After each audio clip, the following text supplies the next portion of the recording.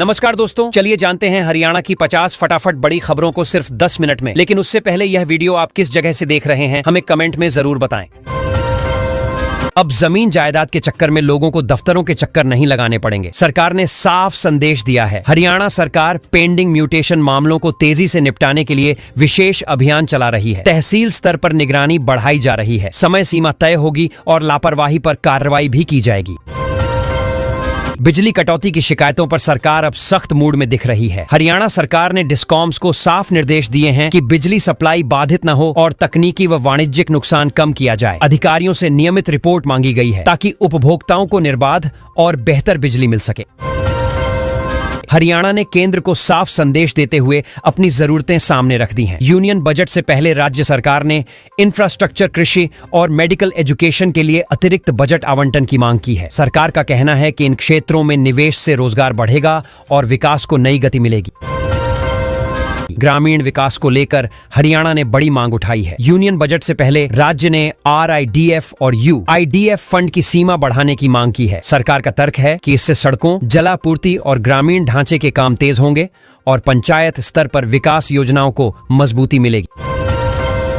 हरियाणा में मनरेगा को लेकर चल रही चर्चाओं पर अब सफाई सामने आई है। बीजेपी प्रदेश अध्यक्ष ने कहा कि बदलाव मजदूरों के हित में है और काम के अवसर कम नहीं होंगे। सरकार का दावा है कि पारदर्शिता बढ़ेगी, फर्जीवाड़ा रुकेगा और सही लोगों तक रोजगार योजना का लाभ पहुंचेगा। हरियाणा ऊर्जा क्षेत्र में बड़ा आर्थिक कदम उठाने की तैयारी में है। HPGCL ने वित्त वर्ष 2026-27 के लिए 1960 करोड़ रुपए की जनरेशन टैरिफ की मांग की है। कंपनी का कहना है कि बढ़ती लागत और उत्पादन सुधार के लिए यह जरूरी है, जिससे भविष्य में बिजली आपूर्ति स्थिर बनी रहे। सूरज की ताकत में हरियाणा लगातार आगे बढ़ रहा है। कुरुक्षेत्र जिला सोलर एनर्जी रैंकिंग में पूरे प्रदेश में टॉप पर पहुंच गया है। सरकारी इमारतों, स्कूलों और संस्थानों में सोलर प्रोजेक्ट तेजी से लगे हैं, जिससे बिजली खर्च घटा है और पर्यावरण संरक्षण को भी मजबूती मिली है। सरकारी भर्तियों का इंतजार कर रहे युवाओं के लिए राहत की खबर है। HPSC ने वर्ष 2026 का एग्जाम कैलेंडर जारी कर दिया है। जनवरी महीने में कई बड़े नोटिफिकेशन आने की संभावना है। आयोग ने उम्मीदवारों से तैयारी तेज रखने और आधिकारिक वेबसाइट पर नजर बनाए रखने को कहा है। पुलिस भर्ती का सपना देख रहे युवाओं के लिए बड़ी अपडेट सामने आई है। हरियाणा पुलिस कांस्टेबल भर्ती 2026 के तहत 5500 पदों पर आवेदन प्रक्रिया शुरू हो सकती है। विभागीय स्तर पर तैयारियां पूरी बताई जा रही हैं, जिससे लंबे समय से इंतजार कर रहे उम्मीदवारों को मौका मिलने वाला है।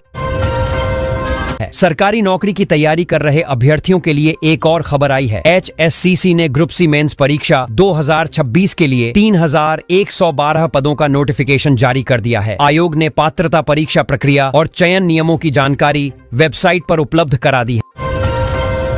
राज्य की राजनीति में आज हलचल रहने वाली है। मुख्यमंत्री नायब सिंह सैनी समराला में रैली करेंगे और इसके बाद गुरुद्वारे में मत्था टेकेंगे। इसे सियासी और सामाजिक संतुलन के संदेश के तौर पर देखा जा रहा है। पार्टी कार्यकर्ताओं में कार्यक्रम को लेकर खासा उत्साह है। नगर निकाय चुनावों से पहले सियासी पारा चढ़ता दिख रहा है। हरियाणा बीजेपी ने अपनी रणनीति तेज कर दी है और विपक्ष के आरोपों का जवाब आक्रामक तरीके से दे रही है। पार्टी का फोकस संगठन मजबूत करने, सरकार की उपलब्धियां गिनाने और जमीनी स्तर पर संपर्क बढ़ाने पर है। हरियाणा की राजनीति में प्रशासनिक स्तर पर भी हलचल के संकेत हैं। राज्य की अफसरशाही में जल्द बड़े बदलाव हो सकते हैं। कई जिलों में अधिकारियों के तबादले और नई जिम्मेदारियों की चर्चा तेज है। माना जा रहा है कि सरकार प्रशासनिक कामकाज को और चुस्त करने की तैयारी में है।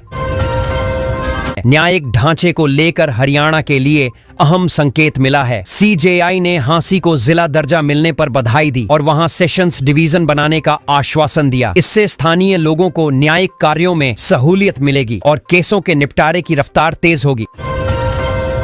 किसानों से जुड़ा मामला फिर गर्मा गया है। BKU चारुनी ने धान खरीद घोटाले की CBI जांच की मांग की है। संगठन का कहना है कि बिना निष्पक्ष जांच सच्चाई सामने नहीं आएगी। किसान नेताओं ने चेतावनी दी है कि मांग न मानी गई तो आंदोलन तेज किया जाएगा।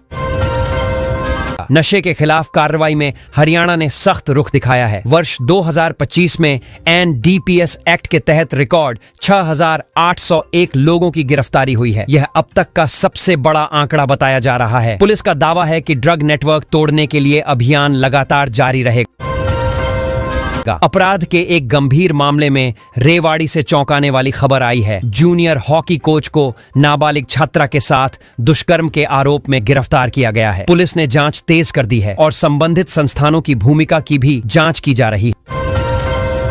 मानवता को झकझोरने वाला मामला सामने आया है। हरियाणा में एक व्यक्ति को नाबालिग को बंधुआ मजदूरी में धकेलने के आरोप में गिरफ्तार किया गया। प्रशासन ने साफ किया है कि बच्चों के शोषण के मामलों में किसी भी तरह की नरमी नहीं बरती जाएगी और सख्त कार्रवाई होगी। नूंह जिले में खेल मैदान हिंसा का अखाड़ा बन गया। क्रिकेट मैच के दौरान हुए विवाद में पत्थरबाजी हुई, जिसमें कई लोग घायल हो गए। पुलिस ने मौके से 9 आरोपियों को गिरफ्तार किया है। इलाके में तनाव को देखते हुए अतिरिक्त सुरक्षा बल तैनात किए गए हैं। राज्य की राजनीति में बयानबाजी तेज हो गई है। विपक्षी नेता रणदीप सुरजेवाला ने बीजेपी सरकार पर युवाओं के सपने बर्बाद करने का आरोप लगाया। उन्होंने कहा कि बेरोजगारी और भर्तियों में देरी से युवा हताश हैं। सरकार पर जवाबदेही तय करने की मांग भी की गई। ठंड ने हरियाणा में लोगों की मुश्किलें बढ़ा दी हैं। प्रदेश के 17 जिलों में शीतलहर का अलर्ट जारी किया गया है। मौसम विभाग के अनुसार अगले कुछ दिनों में राहत की संभावना कम है। प्रशासन ने बुजुर्गों और बच्चों को विशेष सावधानी बरतने की सलाह दी है। उत्तर भारत में मौसम का असर साफ दिख रहा है। पंजाब, हरियाणा और दिल्ली एनसीआर में सुबह और रात के समय घना कोहरा छाने की संभावना जताई गई है। दृश्यता कम होने से यातायात प्रभावित हो सकता है। वाहन चालकों को धीमी गति और सावधानी से चलने की सलाह दी गई है। कड़ाके की ठंड का असर स्कूलों पर भी पड़ रहा है। दिल्ली, एनसीआर और हरियाणा के कई इलाकों में शीतलहर के कारण स्कूल बंद रहने की खबरें सामने आई हैं। अभिभावकों को स्थानीय प्रशासन और स्कूल प्रबंधन के निर्देशों पर ध्यान देने को कहा गया है।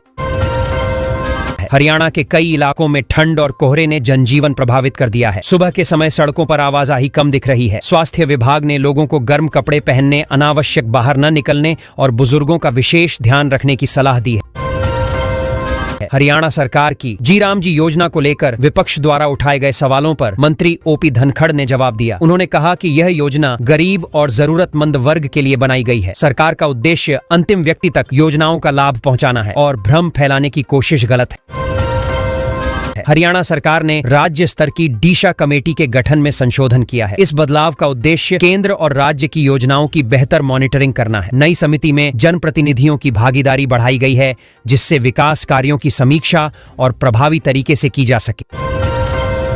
मुख्यमंत्री नायब सिंह सैनी ने विकास कार्यों को लेकर अधिकारियों को स्पष्ट निर्देश दिए। उन्होंने कहा कि सड़क, बिजली, पानी और शिक्षा से जुड़े कार्यों में किसी भी प्रकार की लापरवाही बर्दाश्त नहीं की जाएगी। सरकार का फोकस समयबद्ध और गुणवत्तापूर्ण विकास पर है। हरियाणा में प्री बजट चर्चा का आयोजन फरीदाबाद में किया गया। इसमें उद्योग, व्यापार, शिक्षा और सामाजिक संगठनों के प्रतिनिधियों ने भाग लिया। लोगों से बजट के लिए सुझाव लिए गए ताकि जनहित से जुड़े मुद्दों को आगामी बजट में प्राथमिकता दी जा सके। हरियाणा सरकार की विभिन्न विभागीय शाखाओं में नए सरकारी सर्कुलर जारी किए गए हैं। इन सर्कुलरों में प्रशासनिक सुधार, कर्मचारियों की जिम्मेदारी और योजनाओं के क्रियान्वयन से जुड़े निर्देश शामिल हैं। सरकार का उद्देश्य सिस्टम को अधिक पारदर्शी और जवाबदेह बनाना है। शिक्षा विभाग ने ईडुसेट टेलीकास्ट का शेड्यूल 12 से 18 जनवरी तक के लिए जारी किया है। इसके तहत छात्रों को टीवी और डिजिटल माध्यम से पढ़ाई कराई जाएगी। इसका उद्देश्य शीतलहर के दौरान पढ़ाई को बाधित होने से बचाना है। स्कूल शिक्षा विभाग ने MIS पोर्टल दोबारा खोल दिया है। शिक्षक अपनी शैक्षणिक योग्यता से जुड़ी जानकारी अपडेट कर सकेंगे। विभाग ने स्पष्ट किया कि यह प्रक्रिया अनिवार्य है और समय पर अपडेट न करने पर आगे दिक्कत हो सकती है। शिक्षा विभाग ने PGT शिक्षकों के लिए अंतरिम व्यवस्था को लेकर एडवाइजरी जारी की है। इसमें स्कूलों में शिक्षण व्यवस्था सुचारू बनाए रखने के निर्देश दिए गए हैं। विभाग का कहना है कि छात्रों की पढ़ाई किसी भी स्थिति में प्रभावित नहीं होनी चाहिए। हरियाणा स्टाफ सिलेक्शन कमीशन ने CET ग्रुप C मेंस भर्ती 2026 का नोटिफिकेशन जारी किया है। कुल 3112 पदों पर भर्ती होगी। आवेदन प्रक्रिया 2 फरवरी से शुरू होगी। अभ्यर्थियों में इस घोषणा के बाद उत्साह देखने को मिल रहा है। फरीदाबाद में वायु गुणवत्ता सूचकांक 300 के पार पहुंच गया है। जहरीली हवा के कारण लोगों को सांस लेने में परेशानी हो रही है। स्वास्थ्य विभाग ने अस्थमा और दिल के मरीजों को बाहर निकलने से बचने की सलाह दी है। हरियाणा के कई जिलों में घना कोहरा और शीतलहर के कारण रेल और सड़क यातायात प्रभावित हुआ है। सुबह के समय दृश्यता बेहद कम रही। प्रशासन ने यात्रियों से अनावश्यक यात्रा टालने और सुरक्षा नियमों का पालन करने की अपील की है। है। रेवाड़ी में चोरों ने एक ही रात में 18 दुकानों के ताले तोड़ दिए। चोर लाखों रुपए का सामान और नकदी लेकर फरार हो गए। पुलिस ने इलाके में नाकाबंदी कर जांच शुरू कर दी है और सीसीटीवी फुटेज खंगाले जा रहे हैं। सोनीपत में चौकीदार हत्याकांड का पुलिस ने खुलासा कर दिया है। जांच में सामने आया है कि मृतक की पत्नी और उसके प्रेमी ने मिलकर हत्या की थी। दोनों आरोपियों को गिरफ्तार कर लिया गया है और पूछताछ जारी है। अंबाला में तेज रफ्तार कार ने सड़क पार कर रही महिला को टक्कर मार दी। महिला को करीब 20 फुट तक घसीटा गया, जिससे उसकी मौके पर ही मौत हो गई। पुलिस ने आरोपी चालक को हिरासत में लेकर जांच शुरू की है। फतेहाबाद में एक पति ने शराब के नशे में अपनी पत्नी के अपहरण की झूठी सूचना पुलिस को दी। जांच में मामला झूठा पाया गया। पुलिस ने आरोपी के खिलाफ मामला दर्ज कर उसे चेतावनी दी है। पानीपत में एक दुकानदार से 1 करोड़ रुपए की रंगदारी मांगी गई। पैसे न देने पर बदमाशों ने फायरिंग कर दहशत फैलाई। पुलिस ने मामला दर्ज कर जांच शुरू कर दी है और आरोपियों की तलाश जारी है। यमुनानगर में आज के लिए कई सरकारी कार्यक्रमों की सूची जारी की गई है। विभिन्न विभागों के उद्घाटन और समीक्षा बैठकें प्रस्तावित हैं। प्रशासन ने सुरक्षा व्यवस्था कड़ी कर दी है और अधिकारियों को सतर्क रहने के निर्देश दिए गए हैं। हरियाणा बीजेपी प्रमुख और सिंगर रॉकी मित्तल को कथित गैंगरेप मामले में कोर्ट से क्लीन चिट मिल गई है। अदालत ने दूसरी कैंसिलेशन रिपोर्ट को मंजूरी दे दी। इस फैसले के बाद राजनीतिक हलकों में चर्चाएं तेज हो गई। जिंद जिले में 37 वर्षीय महिला ने 11वें बच्चे के रूप में बेटे को जन्म दिया है। इससे पहले महिला की 10 बेटियां हैं। यह मामला सामाजिक और स्वास्थ्य दोनों दृष्टिकोण से चर्चा का विषय बना हुआ है। खेलो इंडिया बीच गेम्स 2026 में हरियाणा की महिला टीम ने सेपक टकराव प्रतियोगिता में गोल्ड मेडल जीता है। इस जीत से राज्य में खेल प्रेमियों में खुशी की लहर है और खिलाड़ियों को बधाइयां दी जा रही हैं। हरियाणा सिविल सर्विसेज परीक्षा 2026 के पैटर्न में बदलाव किया गया है। अब प्रीलिम्स परीक्षा के कुल अंक 400 कर दिए गए हैं। आयोग का कहना है कि इससे उम्मीदवारों की वास्तविक क्षमता का बेहतर मूल्यांकन हो सकेगा। HCS मेंस परीक्षा में अब 4 जनरल स्टडीज पेपर शामिल किए जाएंगे। सिलेबस को भी रिवाइज किया गया है। इस बदलाव से परीक्षा का स्तर अधिक व्यापक और समसामयिक होने की उम्मीद जताई जा रही है। हरियाणा में होमगार्ड भर्ती को लेकर आयु सीमा में छूट दी गई है। यह छूट पुरुष और महिला दोनों उम्मीदवारों को मिलेगी। सरकार का उद्देश्य अधिक से अधिक युवाओं को रोजगार का अवसर प्रदान करना है। मुख्यमंत्री नायब सिंह सैनी ने सोनीपत जिले की पहली मानव विकास रिपोर्ट 2026 जारी की। इस रिपोर्ट में शिक्षा, स्वास्थ्य और जीवन स्तर से जुड़े आंकड़े शामिल हैं। सरकार ने इसे भविष्य की योजनाओं के लिए महत्वपूर्ण दस्तावेज बताया। हरियाणा सरकार ने आयुष्मान भारत योजना में हो रहे फर्जीवाड़े को रोकने के लिए बड़ा फैसला लिया है। अब ICU में भर्ती मरीजों के इलाज की CCTV फुटेज मांगी जाएगी। सरकार का कहना है कि इससे अनावश्यक भर्ती, गलत बिलिंग और मरीजों के नाम पर किए जा रहे घोटालों पर नियंत्रण लगाया जा सकेगा। मुख्यमंत्री नायब सिंह सैनी ने हरियाणा में 1500 करोड़ रुपए के कथित महाघोटाले की जांच के आदेश दिए हैं। मुख्यमंत्री कार्यालय के अनुसार जांच एजेंसियां पूरे मामले की वित्तीय परतें खंगालेंगी। दोषी पाए जाने पर अधिकारियों और ठेकेदारों के खिलाफ कड़ी कार्रवाई की जाएगी। हरियाणा विजन डॉक्यूमेंट 2047 को अंतिम रूप दे दिया गया है। इस दस्तावेज में रोजगार सृजन, स्वास्थ्य सेवाओं में सुधार, डिजिटल गवर्नेंस और स्थानीय निकायों को सशक्त बनाने पर विशेष फोकस किया गया है। सरकार का दावा है कि यह दस्तावेज राज्य के दीर्घकालीन विकास की दिशा तय करेगा। दक्षिणी हरियाणा में बढ़ती जल संकट की समस्या को देखते हुए सरकार ने SYL कैनाल के उपयोग की योजना तैयार की है। इस योजना के तहत रेवाड़ी, महेंद्रगढ़ और आसपास के इलाकों को सिंचाई और पेयजल की पर्याप्त आपूर्ति सुनिश्चित करने पर काम किया जाएगा।